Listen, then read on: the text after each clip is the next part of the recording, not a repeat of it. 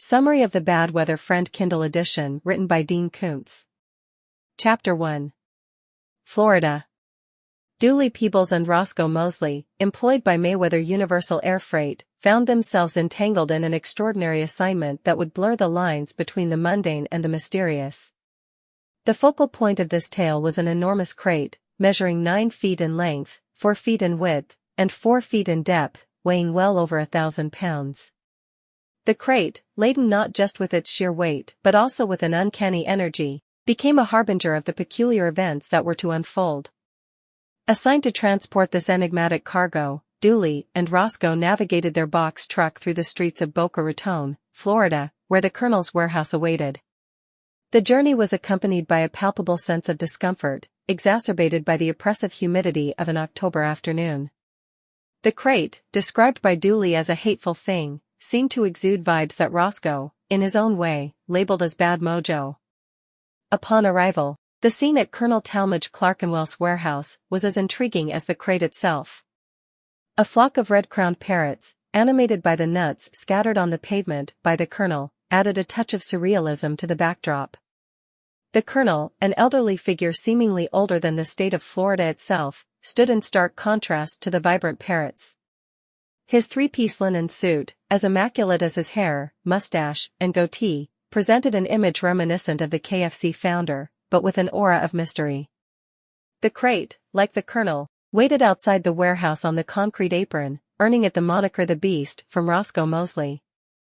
Despite the visual oddity and the speculative nature of the cargo, Colonel Clerkenwell maintained an air of affability and courtesy.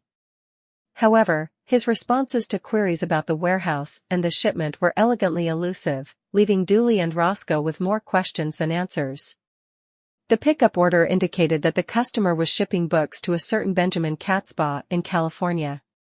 However, the weight and size of the crate seemed incongruent with the expected contents. Dooley, a man wary of liars due to his family background, was torn between his instinctive trust in the Colonel's integrity and the lingering suspicion that there was more to the story. Despite the Colonel's willingness to pay a premium for a timely pickup and direct transport to a cargo jet in Miami, he declined additional insurance beyond the standard contract, asserting that the contents were nothing more than a collection of old books with sentimental value. Dooley, obligated to offer enhanced coverage, found himself at odds with the Colonel's nonchalant attitude toward the potential risks. As the crate was loaded onto the truck and the journey to the airport commenced, Roscoe's imagination ran wild with speculations about the crate containing contraband, perhaps even a dead body. Dooley, however, defended the Colonel, insisting that nobody transports drugs in such a conspicuous manner. The dynamics between Dooley and Roscoe revealed more than just the surface-level intrigue of the mysterious cargo. Dooley, a man who typically warmed up to others only after establishing a deeper connection, surprisingly liked the Colonel almost instantly.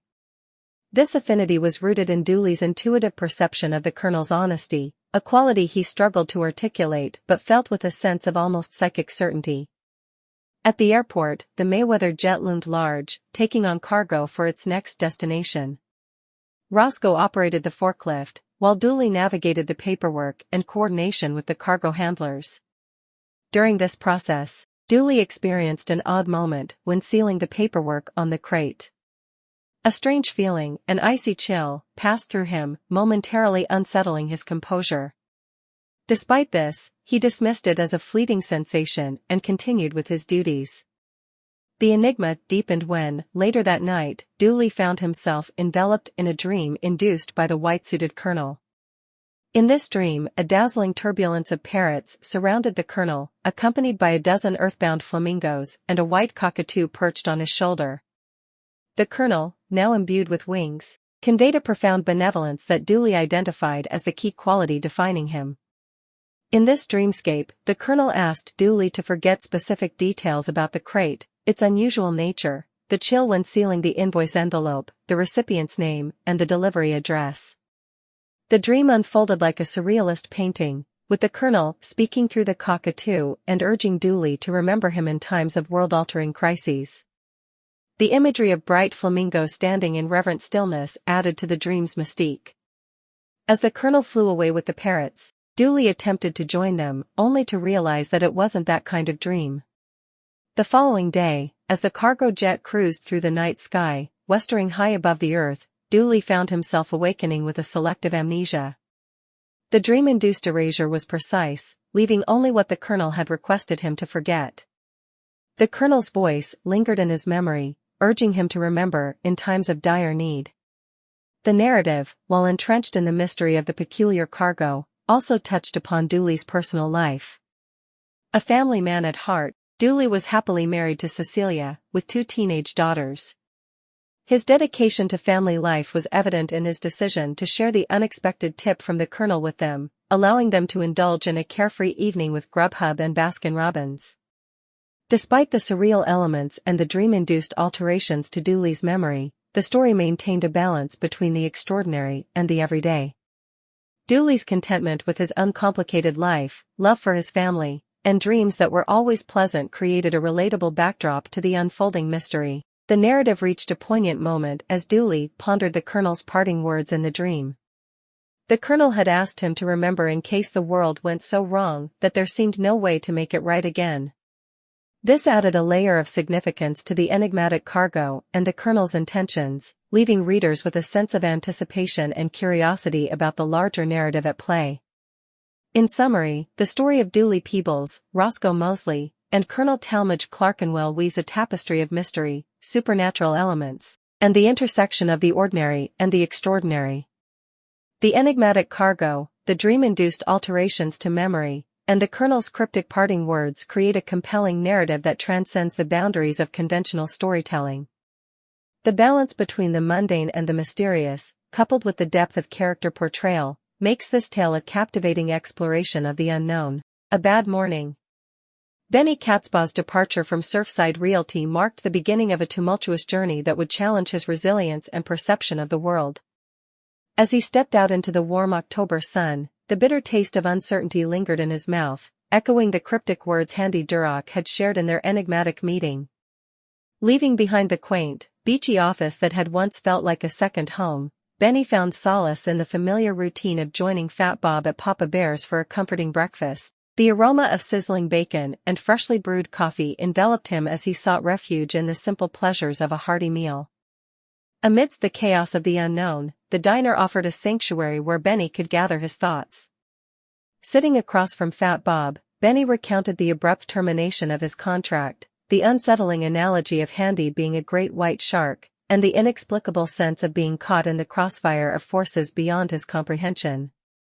Fat Bob, a burly and affable figure, listened intently. His fork paused midair as he absorbed the details of Benny's unexpected predicament.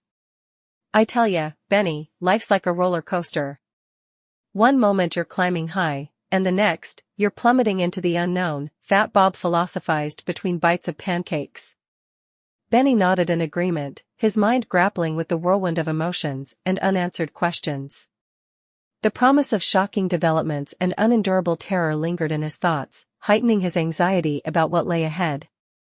Days turned into weeks, and Benny found himself in a state of limbo. Without the structure of his real estate job, he had more time to reflect on the cryptic nature of Handy's decision.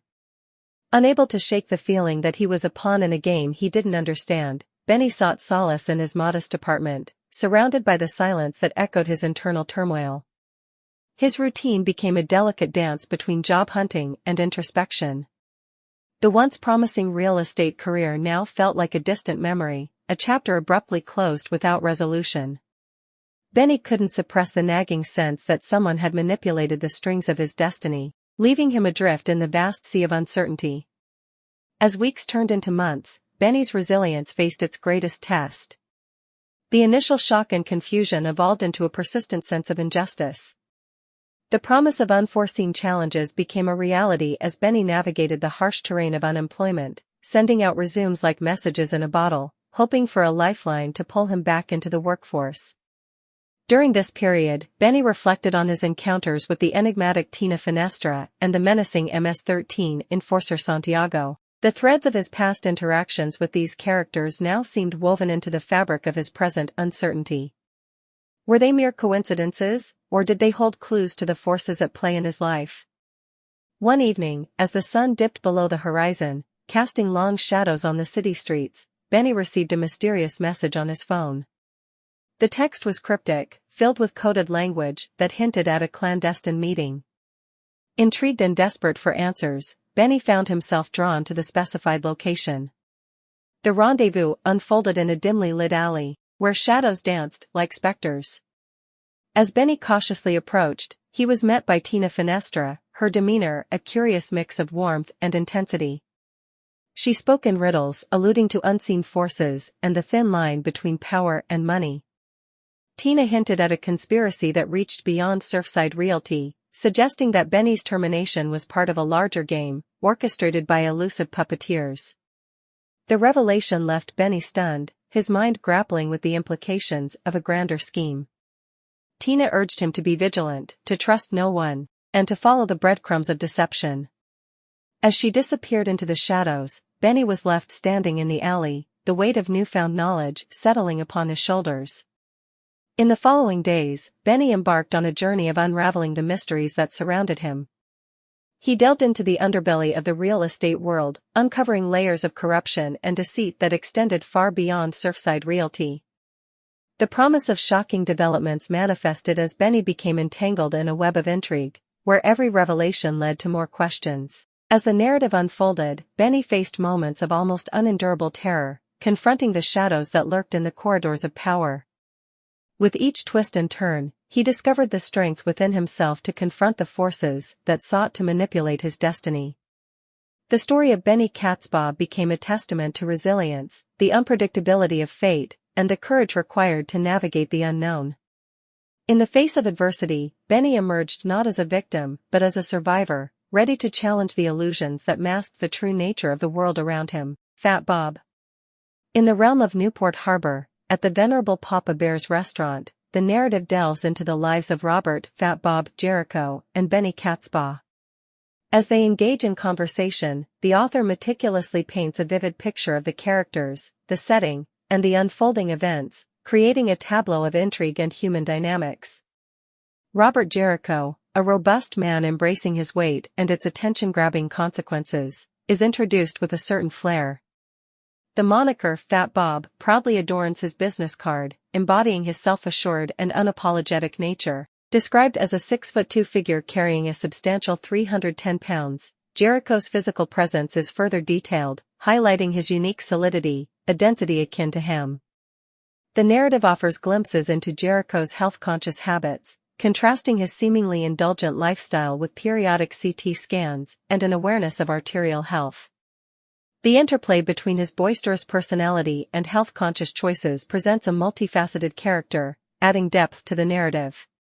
Benny Katzbaugh, in contrast, is introduced as a real estate agent grappling with a career crossroads. The dialogue unfolds as they sit in a favored booth overlooking Newport Harbor, creating a sense of intimacy and camaraderie. Benny's character is revealed through his interactions, notably his affable yet somewhat self-conscious demeanor, evidenced by his attachment to his distinctive hairstyle. The narrative employs dialogue as a conduit for character development, allowing the reader to glean insights into Benny's personality, his professional dilemmas, and even his romantic entanglements. The mention of Jill Swift and the ensuing banter with Fat Bob about potential romantic complications adds a layer of complexity to Benny's personal life. The restaurant setting, with its window view of Newport Harbor, is skillfully utilized to create a backdrop that enhances the atmosphere of the scene.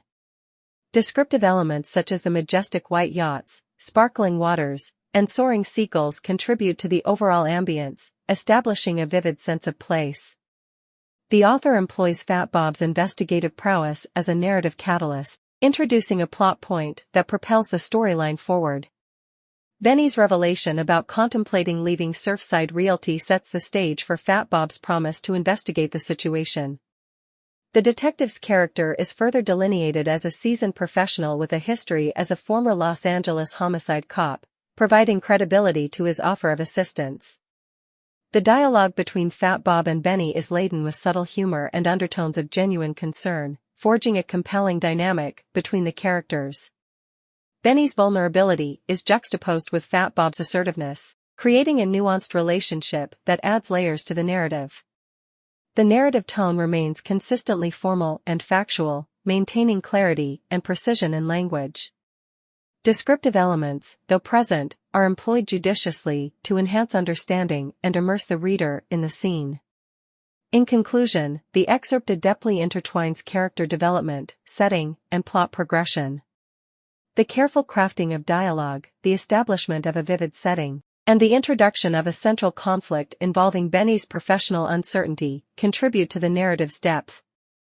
The interplay between Fat Bob and Benny, coupled with the promise of an investigation, sets the stage for future developments, leaving the reader intrigued and eager to unravel the mysteries that lie ahead.